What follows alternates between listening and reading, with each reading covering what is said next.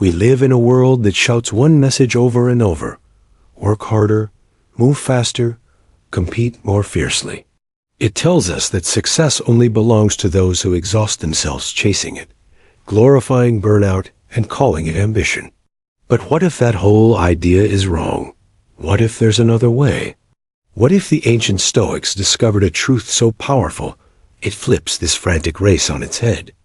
What if the real key to getting everything you want isn't found in struggle, but in the quiet strength of letting go? Marcus Aurelius, one of history's most powerful rulers, wrote in his private journal, "Confine yourself to the present."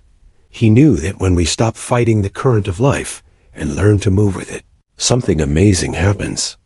The Stoics weren't passive. They were disciplined thinkers and brave leaders who mastered themselves first. They won not by force, but by clarity. Imagine a river. It doesn't attack the rocks in its path. It flows around them, over them, and through them. And with time, it can reshape entire mountains. That is relaxed intention. It's about desiring something deeply while holding it lightly, trusting that what's meant for you will arrive at the right time. When you grip your goals so tightly that anxiety takes over, you're actually creating resistance, a wall against the very abundance you're trying to attract. The Stoics understood that desperation often becomes the biggest barrier to our dreams. And here's the beautiful part. When you truly relax into your desires, when your inner state aligns with the rhythm of life, you don't just wish for opportunities, you start to attract them. Doors that were always open suddenly become visible. The right people walk into your life naturally. Resources appear just when you need them, not because you force them, but because your calm certainty sends a powerful message. I am ready. This isn't about being lazy or giving up on your ambitions. It's about knowing the difference between aligned effort and frantic struggle. It's like planting seeds with care, then trusting the soil, the rain, and the sun to do their part. The Stoics called this amor fatia, love of fate. It's the deep acceptance that everything unfolds as it must, and that even delays and detours have a purpose. Today, we're going to explore 10 profound Stoic principles that will completely change how you approach your goals. These aren't just abstract ideas. They are time-tested practices that will help you identify hidden tension, release it, and step into a natural flow where amazing outcomes become normal. Before we dive in, take a moment to commit to yourself. If this message resonates with you, just affirm this thought. When I relax, life flows toward me. Let that sink in as we begin. Thanks for watching, and if you're ready to transform your life, make sure to follow along. Number 1. The art of detached desire. There is a paradox that frustrates so many people. The more desperately you want something, the more it seems to slip away. The Stoics recognized something about desire that modern psychology is only beginning to confirm. Epictetus, who rose from slavery to become a great teacher, said that wealth consists not in having many possessions, but in wanting little. This does not mean abandoning your dreams. It means understanding the difference between wanting and needing. When you need something to feel whole, you create desperation. When you want something while remaining whole without it, you create magnetism. Think about the people who seem to attract success effortlessly. They are not obsessively declaring what they lack. They are not clinging to outcomes. They hold their goals gently. They prefer success, love, and abundance, but their peace does not depend on them. This is what the Stoics described as preferred indifference. You can prefer an outcome without tying your worth to it.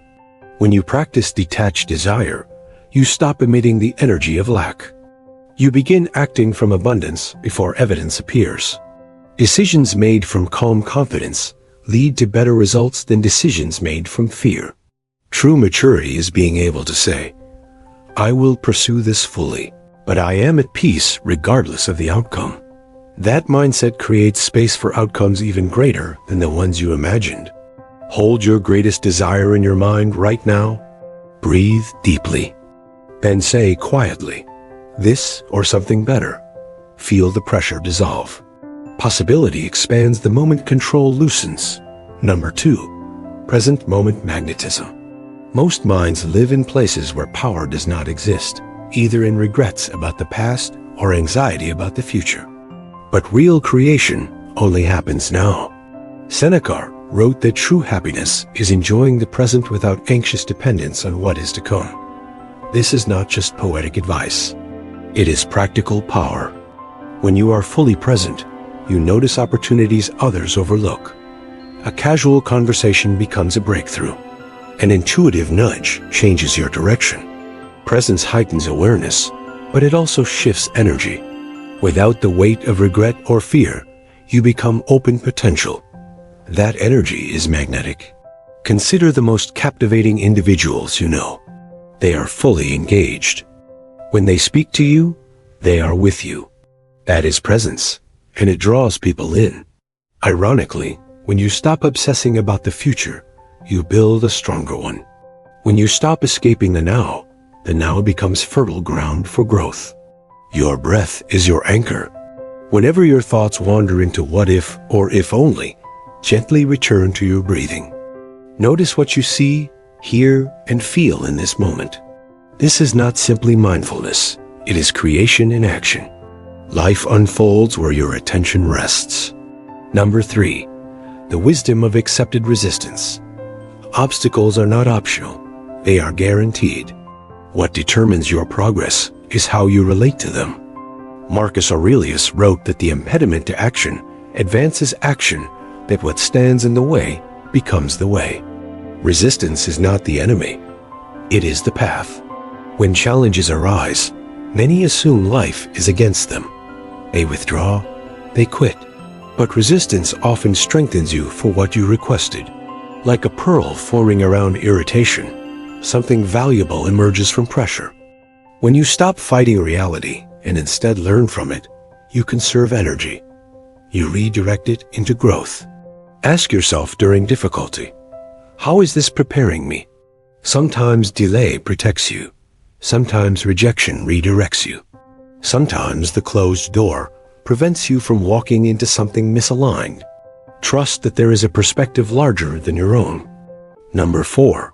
The power of inner authority. For many people, happiness is postponed. I will feel successful when. I will be at peace once. This gives external conditions control over internal stability. Epictetus taught that no one can harm you without your permission. Your internal state belongs to you. When your mood depends on approval, income, or validation, you surrender your sovereignty. But when you reclaim your authority, you realize that peace is a choice, not a reward. This shift is powerful. When your joy is self-generated, you stop chasing outcomes to feel worthy. You begin acting from completeness rather than lack. That energy draws opportunities naturally. Before seeking validation each day, pause. Ask, how do I choose to feel? Then choose it deliberately. Your external world mirrors your internal one. Number 5. The art of strategic non-action. In a culture obsessed with productivity, stillness can feel irresponsible. Yet constant motion is not the same as meaningful progress. The Stoics understood restraint. Ancient wisdom, echoed by Lao Tzu, reminds us that great achievements often arise from measured action. Sometimes your role is to act. Sometimes your role is to wait. Much busyness is disguised anxiety. We act compulsively because stillness feels uncomfortable. But frantic effort can repel what calm patience would attract. Strategic non-action means doing your part and then allowing space. Like a chess master, you move deliberately, not impulsively. You understand timing. You recognize when silence is wiser than speech, when patience is stronger than force. Practice saying, I will wait, when intuition suggests it.